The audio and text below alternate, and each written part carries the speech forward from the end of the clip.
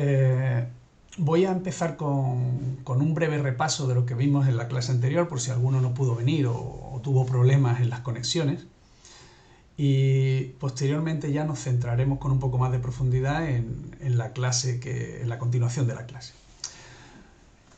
Estábamos hablando dentro de los sistemas de producción, estamos hablando ahora del just-in-time. El just-in-time, como ya os comenté el día pasado, nace en Japón de la mano de Taiichi Ohno. Taiichi Ohno era el director, era ingeniero y el director general de la Toyota, y nace allí precisamente fruto de varios elementos que confluyen a finales de los 70, 80 y que confluyen de la siguiente forma. Japón, a lo largo de la historia, es un país que ha tenido falta de recursos. De hecho, cada vez que necesitaba recursos tenía que o invadir China o buscaba fuera. El caso es que eran países con falta de recursos, lo cual le hacía que su cultura favoreciera precisamente el aprovechamiento de las materias primas. Por otro lado, después de la Guerra Mundial, pues estaba un país prácticamente devastado, con unas necesidades muy grandes, lo cual fomentó aún más.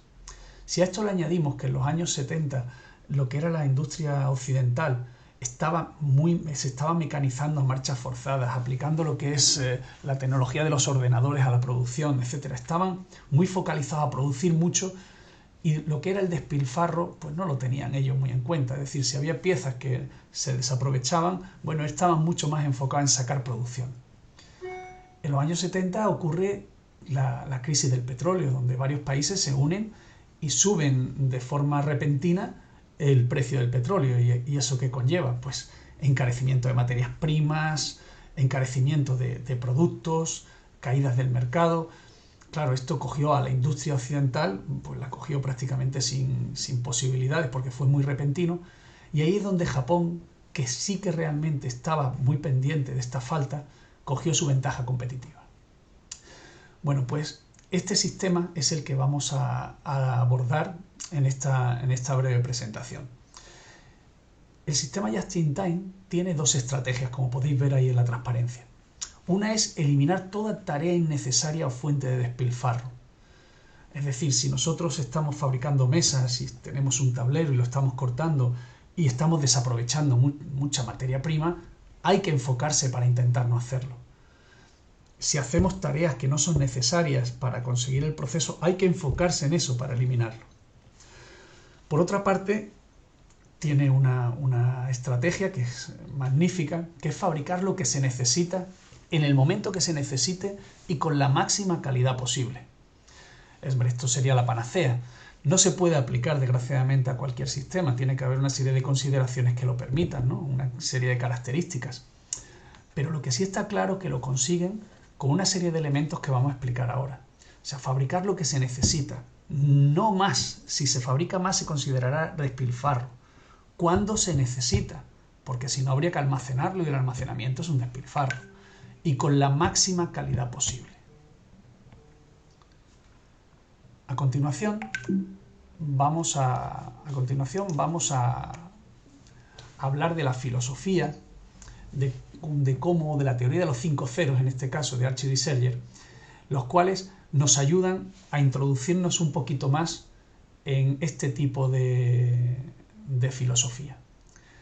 Como estamos evitando el despilfarro, pues el tema de tener 0 defectos, 0 averías, 0 stock, 0 plazos, 0 papel, pues son elementos que nos ayudan precisamente a eliminar este despilfarro. Cuando hablamos de 0 defectos, estamos hablando de que si existe un defecto en una pieza, vamos a tener o bien que reponerla, o bien que arreglarla, con lo cual despilfarramos en un caso tiempo, en otros materiales.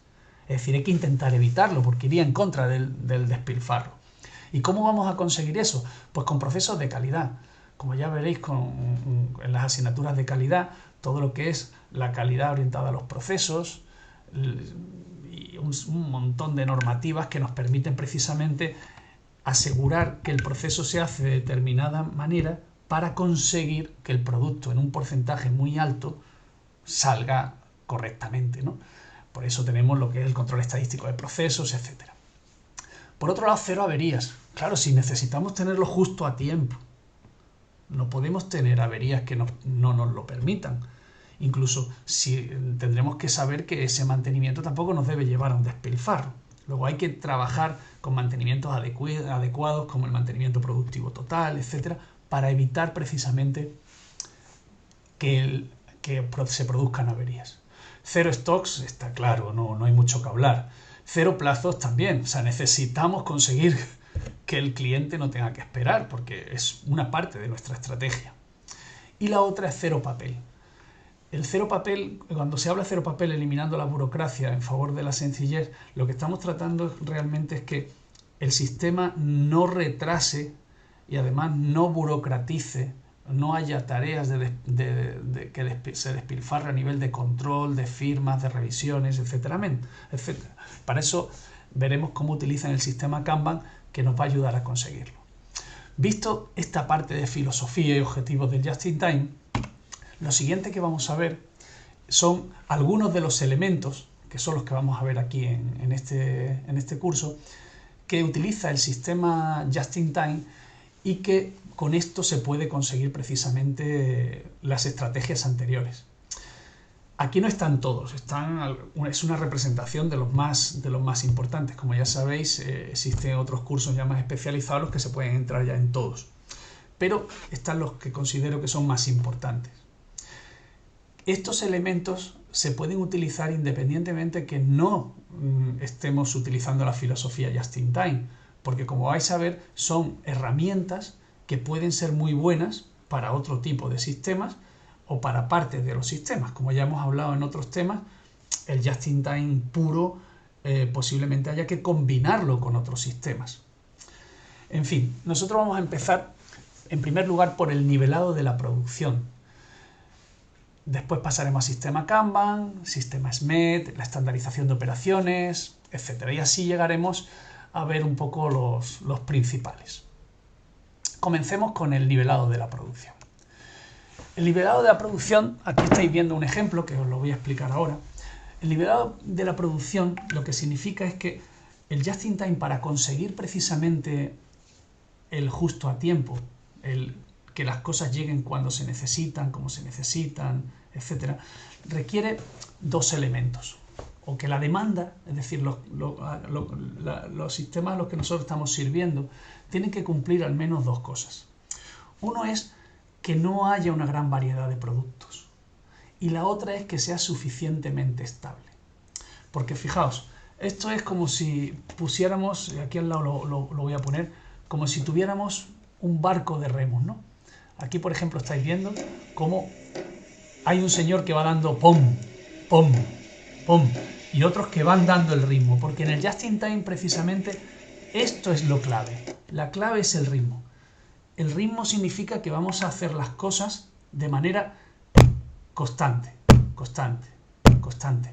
Es decir, que vamos a mantener un ritmo que nos va a permitir obtener dos elementos. La ventaja de la producción en línea y la ventaja de la producción en taller, pero claro, tiene que haber un equilibrio. No podemos hacer que el taller sea muy variado porque entonces los costes serían demasiado grandes. Por otro lado, sabiendo que queremos mantener un ritmo y por tanto para nosotros va a ser muy importante justamente ese ritmo, ese tambor, otro de los elementos que nos encontramos es que hay que servir cuando se necesita. ¿Acordáis lo del cero plazos? Entonces nos encontramos con que, imaginaos el ejemplo que estoy poniendo aquí ahora. En este ejemplo veis que aparece una empresa que tiene 20 días al mes, con turnos, tiene 2 turnos, el tiempo son 470 minutos por turno, por lo cual tenemos al final 940 minutos. En esta empresa resulta que mensualmente le piden 4.000 piezas A, 3.000 piezas B, 2.000 piezas C y 1.000 piezas D. Claro, si yo ahora me pongo a trabajar con la pieza A, porque lo lógico es que diga, oye, voy a hacer la A junta, después las B, después las C, después las D, y así los tiempos de cambio de la maquinaria, de hacer una pieza u otra, pues solamente tendría 4 cambios al mes, ¿no? Pero claro, si resulta que me pongo a hacer las 4.000 A y de repente me piden un D, tengo que esperar prácticamente casi al final de mes para poder servirlo. ¿Cómo voy a conseguir el cero plazos? Claro, ante esto ellos se ponen a pensar y dicen, mira, lo ideal será hacer un lote mixto que me permita fabricar un grupo, un grupo variado de piezas, de manera que cuando el cliente vaya a querer buscarla, por lo menos se encuentre con esa demanda, con esas piezas y no tenga que esperar.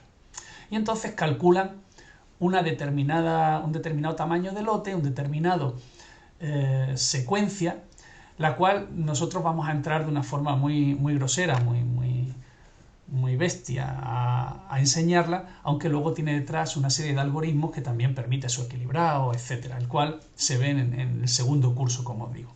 Pero para que os hagáis una idea, plantearos que si nosotros tenemos esa demanda, que como veis son 10.000 productos, además si lo dividimos entre 20, pues tenemos la demanda diaria. Cuando cogemos y vemos, lo dividimos 940 minutos entre 200 piezas, sabemos que en caso de que lo queramos cumplir cada día, una pieza tiene que salir cada 4,7 minutos. La pieza B cada 6,3, cada 9,8, cada 18. Es decir, que tienen que hacerse 4A, 3B, 2C y un D para que precisamente podamos tener una secuencia que, si veis, cada 18,8 minutos podamos tener ese pupurrí. Entonces, fijaos, nos han dado como varios datos. Esto no es exactamente así, porque hay que hacer un equilibrado, luego hay que ver el nivelado de producción, algunos elementos que no vamos a poder ver aquí, pero sí me puede servir para que entendáis el concepto. Veis en la parte de abajo como tenemos que me he puesto el más largo, el D, después el C, entonces evidentemente es un ejemplo preparado. Pero en caso de que no estuviera completamente equilibrado, pues se perdería ese tiempo y el operario en ese momento pues estaría parado. Bueno, pues aquí ¿qué nos dicen? Pues nos están diciendo que tendríamos que fabricar este lote con esta secuencia, ¿no? De manera que si lo hacemos así, lo más probable es que si alguien quiere algo no va a tener que esperar. Y por otro lado, cuando acaba el mes, vamos a cumplir con la demanda prevista. Claro, aquí es donde empezamos a ver el problema. ¿Y si la demanda cambia mucho? ¿Y si resulta que hay picos? ¿Y si aparecen muchos productos? Pues claro, esto se volvería bastante poco factible. Los cambios quizás tendrían que ser excesivamente grandes. Y por otro lado, tendría que haber cambios de este ciclo, de esta secuencia que hemos visto antes, de que el remo vaya pom, pom, pom. Tendríamos que ir cambiando tanto el ritmo que haría que fueran mejor otros sistemas. Entonces, ¿cuándo es interesante un sistema u otro? Bueno, pues ahora iremos viendo de qué depende ese equilibrio. Pero lo fundamental que quería ver en el nivelado de la producción es que es importante mantener un ritmo. El lote no va a ser un lote como estamos acostumbrados, de lotes grandes con pocos cambios. De hecho, tendremos que trabajar con el sistema SMED precisamente para ver cómo podemos conseguir que esos cambios tarden muy poco, etcétera, ¿no? Bueno, espero que esta parte la hayáis comprendido y vamos a pasar al segundo punto, que es el sistema Kanban. Para eso, me he puesto aquí otra transparencia al lado, a ver si sois capaces de verlo suficientemente grande. Aquí. Para eso, lo primero que tenéis que ver es que el sistema Kanban es el sistema de información que tiene el Just in Time. Este sistema de información controla de forma armónica, como viene aquí puesto, la fabricación de los productos necesarios en cantidad y tiempo adecuados en cada uno de los procesos. ¿Esto qué quiere decir? Que nos va a decir lo que tenemos que hacer en cada momento, como si fuera una orden de producción, una orden de compra, una orden de transporte. Y es el que va a encajar de una forma armónica todos los procesos. Tiene una serie de características. Primero, es un sistema de arrastre. Es decir, que todo el sistema viene impulsado como si tiráramos de una cuerda. Imaginaos que tenemos todos los puestos de trabajo enlazados con una cuerda. Bueno, pues el que tira de la cuerda es el cliente, que se lleva un producto final y al llevarse el producto final, ¡pum!, todos empiezan a trabajar. Es descentralizado en el sentido de que no es como el MRP que vimos en las clases anteriores. Es un sistema donde cada uno trabaja en función a lo que le dice el puesto que le sigue, no un sitio central que me va diciendo lo que tengo que hacer, independientemente del que tenga al lado. Y luego suelen ser tarjetas con determinada información enfundadas en plástico. Bueno, ya no es tanto así. Ya los sistemas virtuales pues están evidentemente superando, aunque siempre si os fijáis, van a tener un código de barra, algún elemento que identifique al producto en sí, porque nos puede permitir salir de una situación problemática en caso de que haya un fallo o el sistema no vaya bien o nos encontremos una pieza, ¿no? Por eso es muy recomendable que siempre estén etiquetados con un Kanban. Para poner el Kanban en marcha, lo siguiente que necesitamos son unos requerimientos. Y ese requerimiento es básico para que el sistema Kanban pueda funcionar. El primer requerimiento es fijar el diagrama de flujo de cada producto, de forma que cada elemento solo venga de un sitio. Por ejemplo, aquí tenemos en la transparencia de al lado, vemos que estos son puestos de trabajo, cada una de las cajitas grandes, y lo que me está diciendo aquí, por ejemplo, es que el producto, el triángulo verde, pues viene de hacer una operación en el triángulo azul, de hacerle una operación luego al triángulo naranja, amarillo y azul, ¿vale? Aquí he cometido un error, este tenía que ser de otro color, pero bueno, os imagináis que es otro color. El caso es que esto tenemos que hacer que este triángulo solo se obtenga aquí, venga de aquí, venga del triángulo de al lado, no que pueda venir de otro almacén que esté por otro lado, porque entonces el sistema no va a funcionar, se va a desequilibrar. Y acordaros que aquí lo importante es el equilibrio, el ritmo, el pom, pom, pom. Y para eso no puedo coger y una vez tenga que coger la pieza de un sitio y otra de otro, porque sería imposible llevarlo a cabo. Otro elemento es suprimir almacenes intermedios y dejar solo una zona de input y otra de output. Es decir, yo no puedo tener un almacén aquí abajo. O sea, yo no puedo coger aquí ahora y decir, venga, señores, este va a ser mi almacén. Esto va a ser almacén. No, esto no. No. No, ¿por qué? Porque si yo pongo un almacén intermedio tendría que desplazarme, tendría un exceso más de inventario, tenía que tener cosas aclaradas, luego hay que intentar no tenerlo. Tan solo se permite tener una zona de input, ¿veis esta que estoy marcando aquí? Y una zona de output, de salida. No se permiten los almacenes intermedios, así que, ¡paf!, los eliminamos. Y otro de los elementos es la instalación de buzones Kanban. ¿Veis? Estos son como buzoncitos que van a recoger precisamente las tarjetas y que nos van a permitir que el sistema funcione. Estos buzones Kanban son cuando las tarjetas son físicas. Cuando no son físicas, pues serán ordenadores o el sistema que se considere en cada momento. Bueno, pues una vez que tenemos todo esto, os voy a enseñar cómo funciona en la pantalla de la derecha el Kanban y luego vamos a ver las reglas, que las vamos a entender, que son obligatorias para ponerlo en marcha. La primera fase que tenemos pues, es la carga inicial del sistema. El sistema nos lo encontramos así. Es decir, aquí tenemos una verde, aquí tenemos una azul y aquí tenemos unas tarjetitas, que son los Kanban de distintos colores, donde he puesto en gris los Kanban que vamos a llamar de producción, es decir, los que me dicen lo que tengo que producir. Y en negro lo que son los Kanban de transporte, es decir, lo que me están diciendo dónde tengo que llevar una pieza y de qué sitio a qué sitio. Entonces plantearos que tenemos el sistema cargado y alguien pues se lleva un triángulo verde. Al llevarse el triángulo verde, la tarjetita esta que estaba aquí, pues nos la llevamos al buzón de este puesto de trabajo, que es el que tiene aquí, y esto sería un ejemplo de lo que podría poner. Kanban de producción. Pieza a fabricar, triángulo verde. Materiales, tomar un triángulo azul. Cantidad, 1. Lugar, almacén 1. Imaginaos que le hemos puesto almacén 1. ¿Cuántos Kanban? 1, porque ahora veremos que los Kanban pueden ser más de uno los que haya en un puesto, ¿no? Una vez que ya el señor lo ha leído y lo está viendo, pues lo que hace es lo siguiente. Pues se lleva la pieza azul para empezar a trabajar. Una vez que está trabajando con la pieza azul, si os acordáis que tenía aquí una tarjetita. Esa tarjetita la vamos a meter aquí, en el buzón del transporte. ¿Y qué pone en esa tarjetita negra? Kanban de transporte. Pieza a transportar, un triángulo azul, materiales, triángulo azul, cantidad 1 y del almacén 2. ¡Plaf! Y hay un Kanban nada más. Bueno, pues llega ahora el señor que se llama el Mitsushimashi, que es la persona que está trasladando de un sitio a otro, y lo que hace es, perdón, me voy aquí, marco, y lo que hace es precisamente trasladarlo, y al trasladarlo, ¿qué pasa? Pues acordáis que tenía una tarjetita, pues vuelve a pasar al lado para que lo produzca, y así sucesivamente. Entonces, si lo vais viendo, hacia el final, el sistema pues irá propagándose hacia atrás. Esto que hemos visto que se hace así, realmente es prácticamente simultáneo.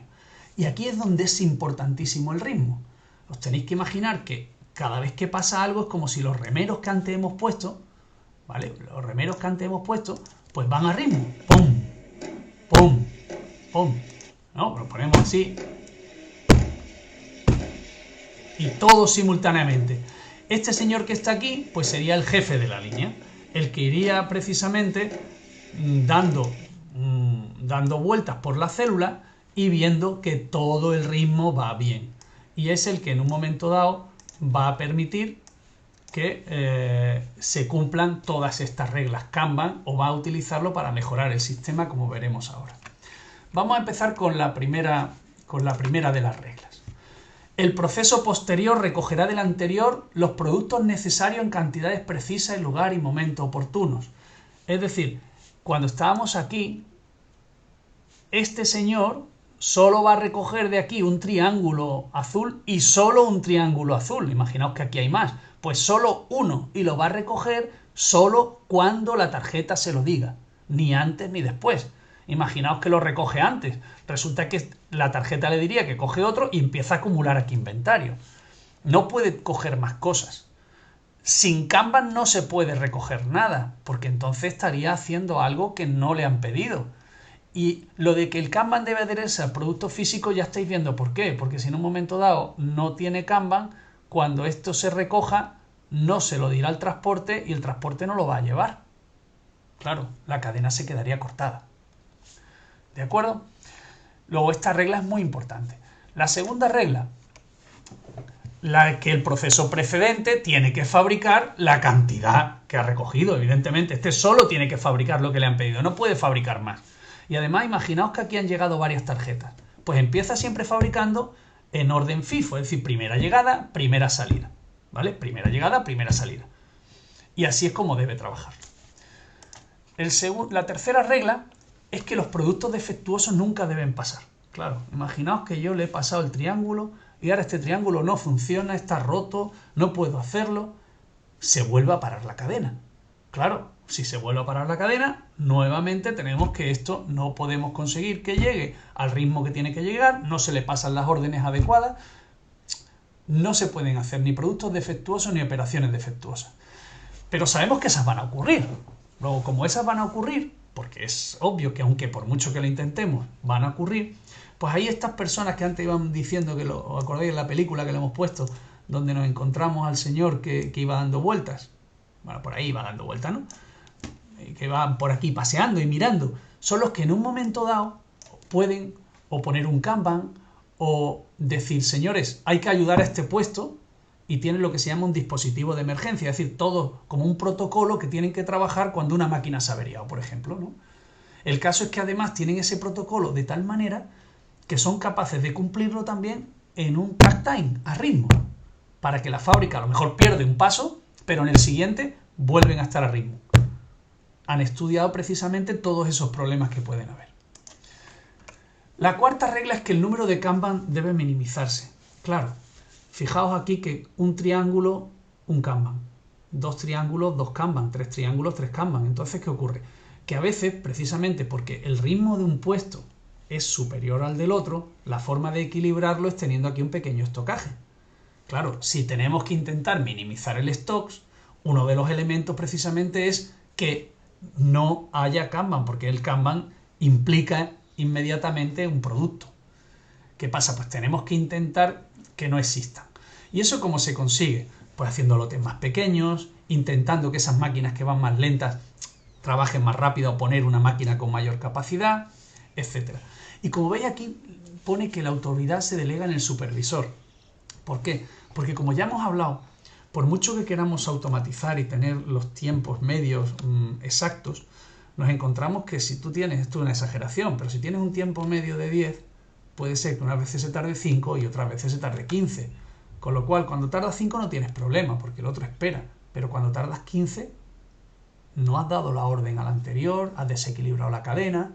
Claro, estos elementos que son así, que funcionan, podemos ir utilizándolo precisamente los Kanban para aumentar el inventario, disminuirlo, como viene aquí en la siguiente regla, para adaptarse a esas fluctuaciones, ya sean de la demanda, como pone en la regla 5, o bien de la demanda del puesto anterior, ¿no? Que sea internamente, porque ha corrido más o ha corrido menos. Entonces los supervisores van continuamente verificando los Kanban que hay en cada puesto, de manera que en un momento dado le ponen un Kanban más. Imaginaos que en producción le pones un Kanban. La persona lo produciría en ese momento. Y en la parte de aquí le pongo un Kanban, esta persona o este puesto lo produce, y aquí habría dos triángulos, porque yo no he producido porque este me lo ha pedido, sino porque ha habido alguien que lo pone. Y aquí de repente tengo dos triángulos. O sea, cojo y lógicamente lo que tengo aquí son dos triángulos. Aquí lo veis. Pues tengo dos triángulos, macho. Y cuando tengo dos triángulos, pues imaginaos, lo pongo aquí mismo. Es que esto es un rollo. Bueno, os hacéis una idea de esto cómo va, ¿no? Tengo aquí el triángulo y aquí esto. ¿Qué pasa? Pues que esto es cuando estamos viendo que este, por ejemplo, va corriendo un poco más porque le piden más, o este está teniendo algún problema y entonces queremos que fabrique un poco más. Evidentemente pasa igual. Si este ya empieza a estabilizarse y no quiere y ya le sobra, pues lo que hace este señor es que le quita este Kanban. ¿Eso qué significa? Que cuando el de este puesto recoja la pieza, no va a fabricar. Con lo cual se puede ir perfectamente adaptando a estas pequeñas fluctuaciones. Bueno, pues con esto existen también muchos tipos de Kanban. Por ejemplo, cuando he puesto estos Kanban de aquí rojos, lo que estoy diciendo que son Kanban, por ejemplo, de proveedor, porque se le tiene que mandar a un proveedor. Existen Kanban de emergencia, de urgencia. ¿Y estos Kanban qué es lo que nos están diciendo? Pues oye, como hemos dicho que es FIFO lo que tiene que entregarse aquí, pues imaginaos que en un momento dado hay una emergencia, porque lo que he dicho, se ha roto una máquina y tengo que fabricar otras piezas para ayudar a un tercero.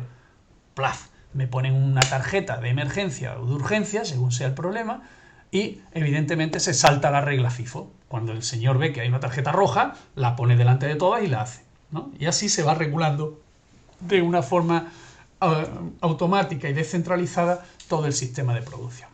Bueno, espero que más o menos os hayáis visto esto. Aquí tiene otro ejemplo, ¿no? Un poquito más complejo, pero que bueno, lo podéis ver. Siguiente problema. Ya sabemos la burocracia, ya nos hemos dado cuenta del equilibrio, ya sabemos que tenemos un lote mixto. Pero claro, ¿cómo hacer cambios de máquinas tan frecuentes si a lo mejor un cambio de máquinas puede tardar muchísimo? Bueno, pues ahí es donde nos encontramos con que precisamente Taichi Ono, el director de la fábrica, pues le encargó a Shingeo Shingo, otro ingeniero industrial, que se dedicara a intentar solucionar este problema. De hecho, en su libro, donde le ponen título al sistema SMET, lo que se fijan fundamentalmente es intentar disminuir el tiempo de trabajo precisamente al tiempo de cambio unos 10 minutos. Bueno, era un ejemplo y era una metáfora, ¿no? Para ello, Shingeo Shingo definió a través de la práctica y la investigación, pero sobre todo de elementos empíricos, porque lo estuvo practicando en la Toyota permanentemente, 4 conceptos y 6 técnicas. Como siempre, 4 conceptos en los cuales vamos a intentar centrarnos y 6 técnicas. ¿Y cuál es el objetivo? Intentar que los tiempos de cambio sean lo más pequeño posible, de manera que ese lote, que es A, B, B, C, C, D, D, pues todos esos cambios que vayamos a hacer sean lo más rápido posible. Incluso, si es posible, esos cambios vayan a ritmo con la producción. Bien, pues vamos a empezar con los conceptos. En los conceptos del sistema SMET son elementos que tenemos que tener como filosofía y que hay que intentar llevar siempre a cabo. Primero es distinguir lo que es preparación de máquina parada con máquina en marcha. Máquina parada es cuando tenemos que hacer el cambio y entonces la máquina no produce. Y máquina en marcha es que la máquina podemos hacer parte de la preparación mientras la máquina está fabricando el producto anterior. Entonces, bueno, si nosotros podemos separar eso, ¿cuál sería la segunda parte? Oye, vamos a intentar pasar todas las operaciones que tenemos que hacer, a ver si cuando la máquina está parada, vamos a ver si la podemos hacer con la máquina en marcha. Claro, eso haría que la máquina estuviera parada menos tiempo y los tiempos de cambio se puedan cambiar, ¿no?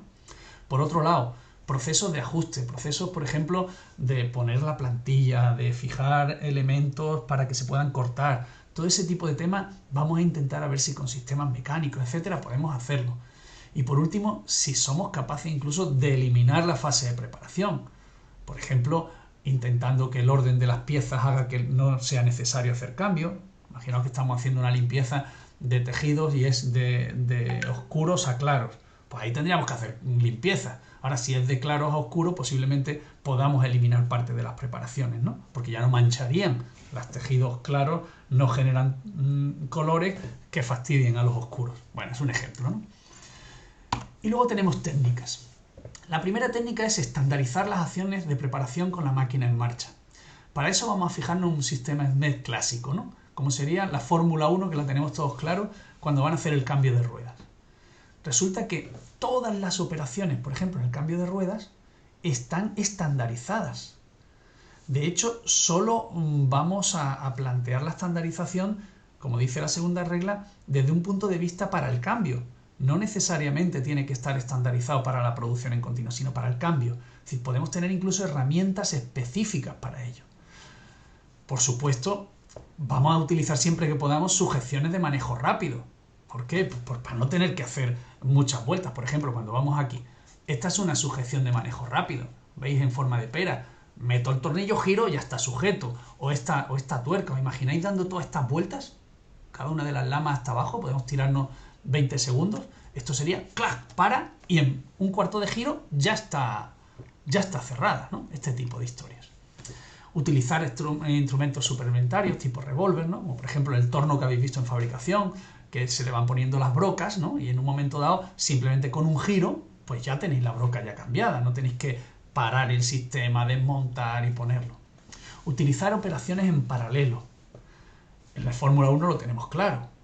O sea, de repente hay 8 personas cambiando las ruedas y otro levantando el coche.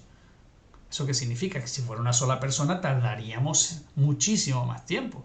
Aquí estamos dividiendo el tiempo. Luego, cuantas más operaciones en paralelo, más dividimos el tiempo. Y por otro lado, siempre que sea posible utilizar sistemas mecánicos. No es por nada, sino simplemente porque suelen ser más fiables y luego nos permite que las cosas se hagan de una forma estandarizada siempre bien. Aquí tenéis algunos ejemplos, como hemos visto antes. Ejemplos de sujeciones rápidas. Ejemplos, por ejemplo, para que haya golpeadores que a partir de que ese troquel cambie el tablero lo podemos cambiar, etc. Bueno, pasado este tema de cómo hemos llegado hasta el SMED, que nos permite precisamente bajar, el siguiente es conseguir la estandarización. Y la estandarización de las operaciones es lo que me permite equilibrar los set time. A esos 18,8 minutos, hacer clac. ¿Y eso cómo conseguimos? Pues lo tenemos que conseguir primero con una serie de objetivos. Primero, con el mínimo de trabajadores necesarios. Fijaos, el sistema Just-in-Time siempre va a definir una sobrecapacidad para esos picos que puede haber entre los puestos de trabajo, poder absorberlo. Pero tiene que estar definido, lógicamente, para que sea eficiente, con el mínimo de trabajadores posibles. Entonces nosotros tendremos que organizar cada uno de estos puestos de trabajo intentando que haya el mínimo de operarios posibles. Y no nos va a importar luego tener sobrecapacidad, porque de hecho, si tenemos un pico, lo vamos a superar con la sobrecapacidad. Es decir, imaginaos que aquí tengo una máquina que tiene capacidad de hacerlo a 10 piezas por hora, 20 piezas por hora, 30 piezas por hora. Pero nosotros solamente necesitamos 10. No importa. Cuando haya un pico y se necesite, utilizaremos esa sobrecapacidad. Y si para eso hace falta una persona más, pues la tendremos. Y nos adaptaremos precisamente con más operarios, pero no, seguramente es mucho más complicado tener que comprar una máquina más grande. Luego la adaptación la haremos con los operarios. Tenemos que conseguir el equilibrado de la producción. Claro, imagináis el barco de antes con los remeros, cuando cada uno va a un ritmo distinto, el barco irá dando quiebros. Luego tenemos que conseguir que esté equilibrado. Y para eso utilizaremos técnicas de equilibraje como las que hemos visto antes, ¿no? Las hemos visto en otros temas. Y luego vamos a intentar que haya el mínimo de inventario en curso. Es decir, que todas estas piezas que tenemos aquí, pues vamos a intentar que sean las mínimas posibles. Evidentemente, si está desequilibrado, pues tendremos que tener más piezas. Si está más equilibrado, pues menos. Para eso, vamos a fijarnos en la ruta estándar de operaciones, el ciclo de fabricación y cantidad de trabajo en curso. Perdón, tengo que meterme aquí en este lado. Voy a fijaros sobre esta hoja de ruta estándar sacada del libro de Taiichi Ohno del sistema de Toyota, donde creo que nos puede servir mucho para ver ese equilibraje. Plantearos esta línea de producción, ¿vale? Y que cada cuadradito de esto es una célula de producción. Es decir, un conjunto de operarios que están trabajando y que tienen un montón de máquinas y que se dedican a hacer pues 2, 3 o 4 tipos de piezas. Imaginaos que esto es un coche y aquí en el coche pues esta es la parte de las puertas y se dedican a hacer puertas. Pero claro, tienen varios tipos de puertas, tienen varios tipos de máquinas y al final es como una U, ¿vale? Donde en esta U tenemos una serie de máquinas. Bueno, pues para ello lo que tenemos que hacer es primero calcular el takt time, ¿no? El takt time en este caso, si os fijáis, viene aquí, en este 2 que pone aquí, y dice que cada 2 minutos tiene que haberse terminado. ¿Eso qué significa? Que las cadenas van a pasar de un sitio al otro cada 2 minutos. Y ese es el ritmo que estamos marcando. Luego cualquier operación que se haga aquí tiene que tardar 2 minutos. Si resulta que una operación tarda 4, pues tendremos que poner 2 operarios o 2 máquinas. ¿Que tarda 1? Pues dejaremos un operario. ¿Que tiene que quedarse esperando el resto del tiempo? Pues perderá el tiempo, que en Just in Time no pierden, sino simplemente están esperando a que venga otra producción. ¿De acuerdo? Bueno, pues fijaos cómo se hace esto. Esto es como la técnica de equilibraje. Tenemos una secuencia, que es la secuencia de operaciones que le hemos marcado, que la hemos equilibrado precisamente para agrupar todas las tareas posibles en 2 minutos, con algunos de los algoritmos que hemos visto anteriormente en equilibraje. Y aquí tenemos el elemento quizás diferenciador que no vimos en su día, que es operaciones que se hacen a mano, es decir, que ocupan al operario, operaciones que se van haciendo con la máquina.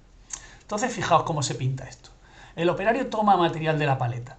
Hay un desplazamiento, ¿vale?, que tarda unos segundos, y a partir de ahí el operario tarda 7 segundos, que es esta línea de aquí, 7 segundos, en taladrar el centro. Realmente es poner la pieza y darle al botón para que taladre el centro, porque luego la máquina sigue trabajando hasta el minuto 30, pero ya lo hace sola.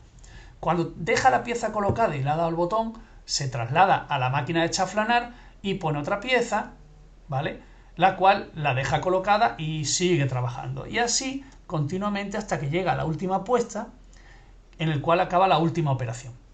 Entonces, fijaos, este sistema a priori ha sumado tiempos del operario y de la máquina para que sean 2 minutos. Pero tenemos que ver que sea compatible y para eso nos fijamos en estas holguras.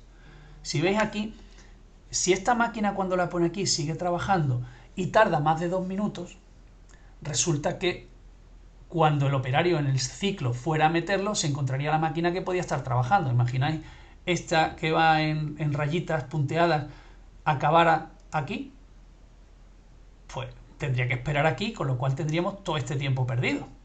Y eso no nos lo podemos permitir. Lógicamente, por eso estos sistemas, para que sean factibles, son así. Entonces ya habéis visto cómo se equilibran, que es como lo hemos visto, solo que hay que tener en cuenta estos solapes. Y ahora, una vez que los tenemos esto hecho para cada uno de los productos que se hacen en esta célula, este señor se queda esperando. Y una vez que se queda esperando, cuando le llega a la pieza Z, que es la de esta hoja, sigue esta instrucción. Cuando le dice la pieza H, ¡pum!, sigue la instrucción de la H. Y esto además lo puede hacer un operario solo o lo pueden hacer 2 operarios, en lo cual cada uno tendrá su hoja de instrucción. Por ejemplo, aquí tenéis 3 operarios trabajando. Cuando llega la pieza Z, ¡puff!, pues este hace esto, este hace esto, este hace esto. Cada uno tiene su hoja. Aquí las veis. Y además, como veis, cada uno lo hace para esta pieza. Para otra, pues a lo mejor esta distribución la hace uno solo. O la hacen 4. Y esto está previamente estudiado. Esto no se hace de forma improvisada. Por eso, si son demasiados productos y con muy poca demanda, pues resulta que mejor sería un sistema taller. Este es el mixto en que hay una demanda más o menos nivelada y evidentemente no demasiados productos, porque si no esto sería inviable. Aquí veis el ejemplo de 3 operarios. Pero aquí veis, por ejemplo, cuando los ciclos de fabricación pues se hacen con 2 operarios haciendo lo mismo. ¿Por qué? Pues porque resulta que lo que os dije antes, el ritmo es de 2 minutos y la operación tarda 4. Pues tenemos que hacer 2 a la vez. Y aquí veis cómo se van turnando las máquinas y cómo lo podemos conseguir. O en este caso, ¿no?, donde estamos viendo los ciclos de fabricación, cómo van las piezas en un proceso más complejo, y donde se han incluido incluso el tiempo de preparación. Acordaros que esto es súper importante, el ritmo, ¿no? ¡Pum! ¡Pum! ¡Pum! Bueno, pues manteniendo el ritmo, el tiempo de preparación también tarda lo mismo, un ciclo de fabricación. ¿De acuerdo? Con esto estáis viendo la estandarización. A continuación, una vez que tenemos la célula, aquí veis, por ejemplo, el cartel que se pone delante de la célula, imaginaos que el que se pondría aquí delante, donde se dice todo lo que se hace dentro de esa célula de forma que tengamos como si fuera el manual que describe lo que se hace en esa célula. Evidentemente no hemos pasado todavía por lo que es la distribución en planta, que sería lo siguiente, ¿no? Lo siguiente sería, vale, ya sabemos el ritmo, pero ahora, ¿cómo nos orientamos, no? Pues aquí veis, por ejemplo, las distribuciones en planta que se han hecho para estas piezas, donde incluso se ven los movimientos de los operarios, precisamente para ver cuáles son los desplazamientos, evitando cruces, etc. O en este caso, cómo se hace una línea de montaje, ¿no?, que vais viendo y cada una de las células se van poniendo, ¿no?, cada grupo. Esto sería la célula y este sería la cinta transportadora que nos va llevando precisamente el producto, lo que antes hemos puesto así, ¿vale?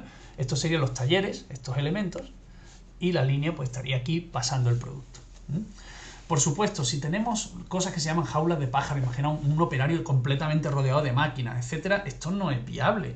Lo viable sería precisamente elementos como estos, ¿no?, donde hay una entrada y una salida que permita además el control de entrada y salida, porque acordaros que si por aquí pasa la línea, lo suyo es aquí entra la orden, aquí sale, ¿no?, entra material y sale.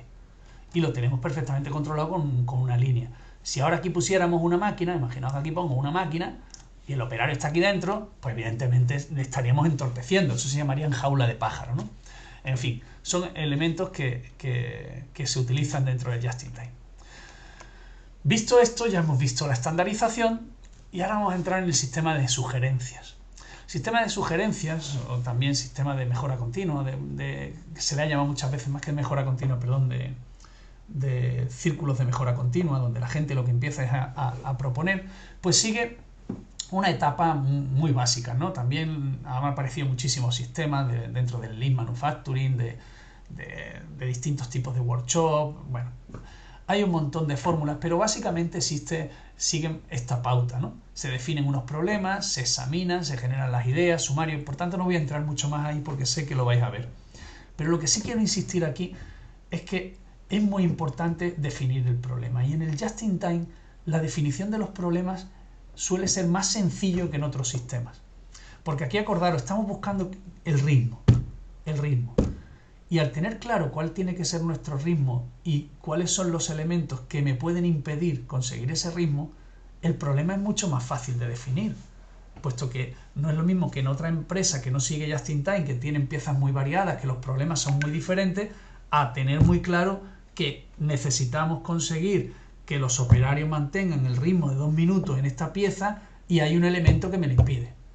Esa definición del problema resulta bastante más sencillo y la generación de ideas pues, puede ser mucho más fácilmente compartida. De hecho, esto suele generar incentivos que, claro, multiplicado por miles, es más fácil primero calcular el beneficio que tiene y encima poder incentivar a las personas que lo han conseguido con parte de la producción que se ha hecho. Claro, en otros sistemas esto es bastante más complejo. Otro de los elementos es el JIDOKA. El JIDOKA es el control autónomo de defectos. ¿Esto qué significa? Que, ¿acordáis la dificultad que nos proponía el hecho de que una pieza fuera mal al otro lado? Que, por ejemplo, lleváramos un producto mal o hiciéramos algo mal. Esto es el enemigo fundamental de este tipo de sistemas, porque nos obliga a tener dispositivos de emergencia, excesos de capacidad, excesos de inventario. Entonces hay que estar muy enfocado dentro de lo que sería el control autónomo de defectos o el sistema a prueba de fallos. Para eso nos basamos continuamente en estar haciendo controles estadísticos de procesos, que como ya veréis, lo que tratamos es decir, oye, si fabricamos con estos parámetros de control, de temperatura, humedad, tiempo, etcétera, como lo hemos estudiado muy bien, sabemos que con un 95% de probabilidad la pieza va a ir bien. Luego voy a estar controlando que estos parámetros todo el tiempo lo estoy haciendo bien para evitar eso. Vamos a tener métodos para detener las líneas. Jo, si de repente encuentro que una máquina está fallando, paro a todo el mundo. Porque si no van a, como esto es un sistema descentralizado, me voy a poder generar un montón de problemas, de inventarios que no son necesarios, etcétera. Entonces hay que avisar, ¿no? Es la forma de sincronizar, ¿no? Tener controles visuales permanentes. Ese tambor que estamos dando, pom, pom, pom, pues lógicamente puede ser muy fuerte tenerlo en la fábrica. Entonces lo que tenemos son pantallas que nos van diciendo por dónde van pasando las piezas, de manera que si una pieza no llega cuando tiene que llegar, rápidamente existe un control visual que nos lo permite. Esos elementos, por ejemplo, es el tándem, que le llaman ellos, ¿no? Son paneles donde vamos viendo esto. Y, por supuesto, utilizar siempre que sea posible las máquinas, la robótica, puesto que elimina estos errores. Porque gran parte de los errores suelen venir de la parte humana. Con lo cual, si tenemos un sistema robotizado, siempre vamos a eliminar siempre dentro de lo posible los errores, sobre todo en procesos de ajuste, etc. Y por último vamos a ver el TPM, de una forma muy suave. El TPM es el sistema de mantenimiento. Claro, ellos también querían 0 averías. Para conseguir 0 averías, el elemento fundamental es intentar hacer un mantenimiento preventivo. Pero ellos le han aplicado un elemento más allá, que ha sido la implicación de los trabajadores. Tenemos, o sea, el mantenimiento es el mantenimiento preventivo que habéis visto, o sea, con todos los elementos, técnicamente igual, pero quizás la parte que añaden ellos es precisamente esa implicación.